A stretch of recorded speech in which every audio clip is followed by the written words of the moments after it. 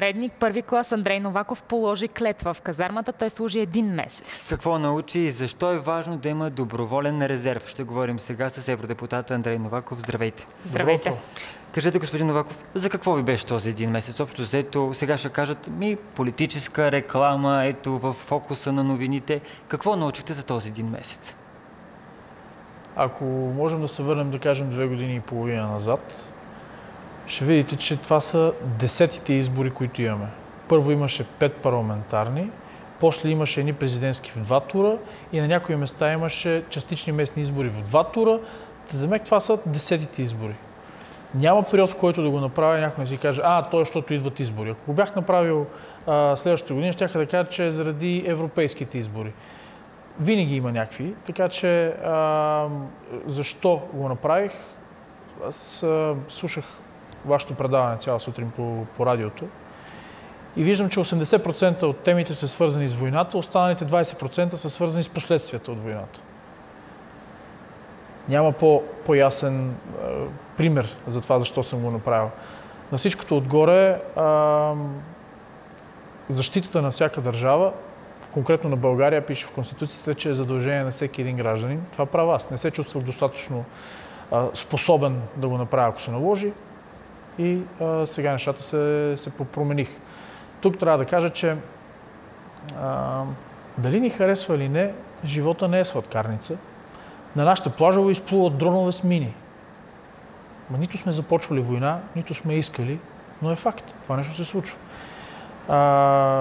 Заради атаките в Украйна започват да се повдигат въпроси за водата в Черно море. Това какво ще направи? Ще ни навреди ли на туризма? Къде е най-големият американски самолетоносач? Някъде край Турция или тук ли? Това са реалностите, в които живеем. Искаме или не искаме. Така че, без да хленчим, стягаме се и се подготвяме за ситуацията, в която сме. Поемаме отговорност. Това е нещо, което изпълва със смисъл живота на всеки човек. Господин Новаков, какво видяхте в казармата, което не очаквахте да видите? Аз не бях готов за това, което видях там. На всички, които си мислят, че в момента казармата или армията ни е на по-ниско ниво, отколкото е била, поне по отношение на хората, ще сбърка.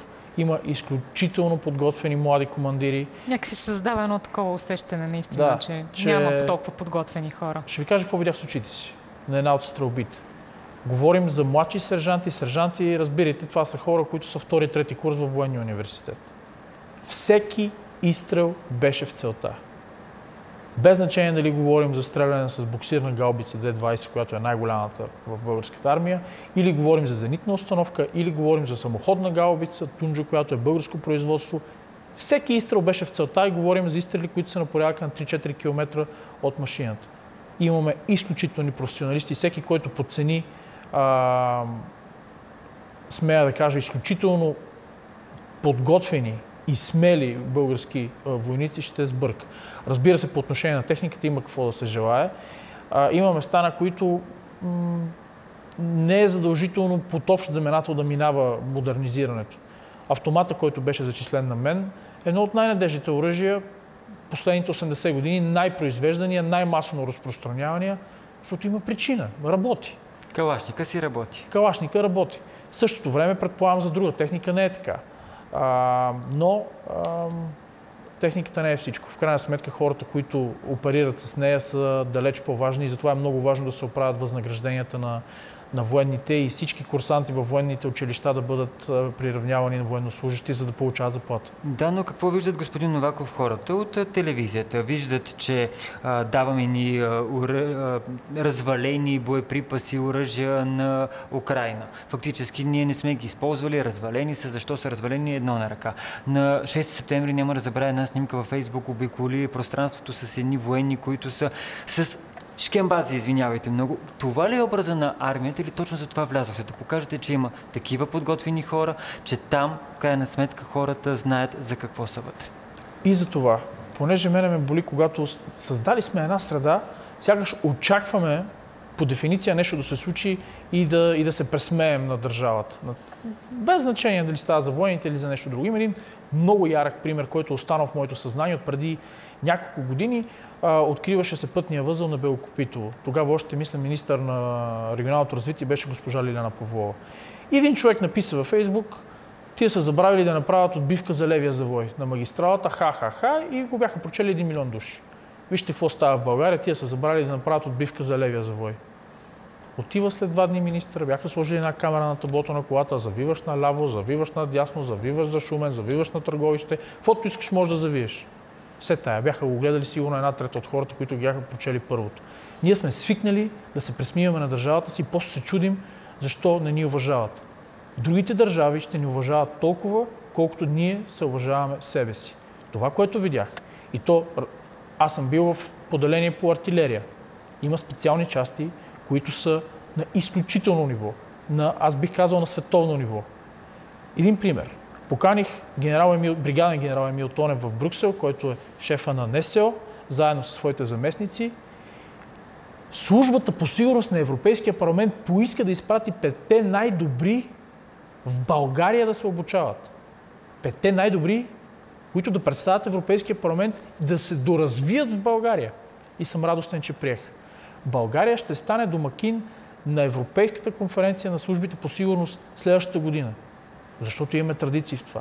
Обаче, сякаш не е толкова интересно да го кажеш. Виж, ако някой има шкембе и го снимат на парада, това става национална новина.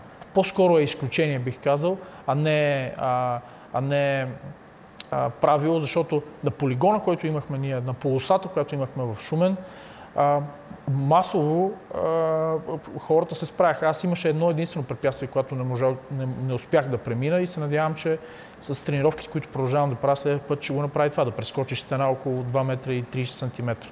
Оттам насетне лазихме в траншеи, в комуникационни канали, ходиш по толкова тясна града и отдолу е 2 метра бетон. Падаш, ако не минеш. Всички се справяха прекрасно. Да не говорим за хората, които това работят професионални войници, са на изключително ниво. Господин Новаков, защо е толкова важно да имаме доброволен резерв и защо толкова малко се знае за него? Надявам се от тук насетне да се знае все повече. Това, което трябва да знаят хората, е първо, всеки работодател е длъжен да осигури неплатен отпуск на своя служител, ако той реши да се запише в доброволния резерв.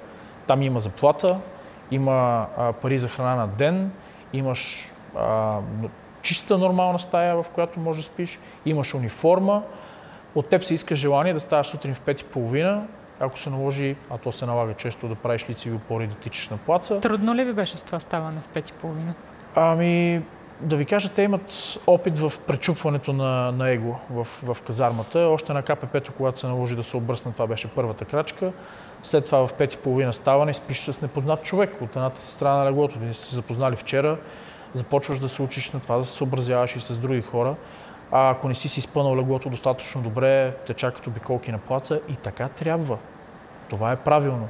Защото това как си оправил леглото, как си изгладил униформата, е екзоскелет, проекция на това, което е вътре в теб. И ти, ако си готов да пренебрегнеш едно правило, като това как изглежда стаята ти, което е огледало на теб, между другото, утре ще оставиш да застрелят някой от немърливост. Защото то е въпрос на мащаб. Иначе поведението е едно и също. Финален въпрос към вас, господин Новаков. Какво ще кажете на всички от тези наши зрители, които казват: ето сега карат децата ни да влязат в казармата, да се обучат, за да може да ги изпратят в някоя страна, за да загубят живота си? Колко е важно ние да сме подготвени, за да пазим себе си, а не някой да казва: ето искат да ги вербуват за друга държава? Това е като при политиката. Тая работа е за мераклии. Затова се казва доброволен резерв. Ако имаш желание и изпитваш такава висша потребност да се посветиш на държавата си, на народа си и да се закълнеш, че си готов на всичко за тях, то тогава иди и се запиши. Струва ли нещо, ако някой сега иска да се запише доброволно в казармата? Разбира се, ти получаваш заплата за това, че си там от 1233 лева, която за условията, в които живееш, е напълно достатъчно. Благодарим ви, господин Новаков, за този разговор.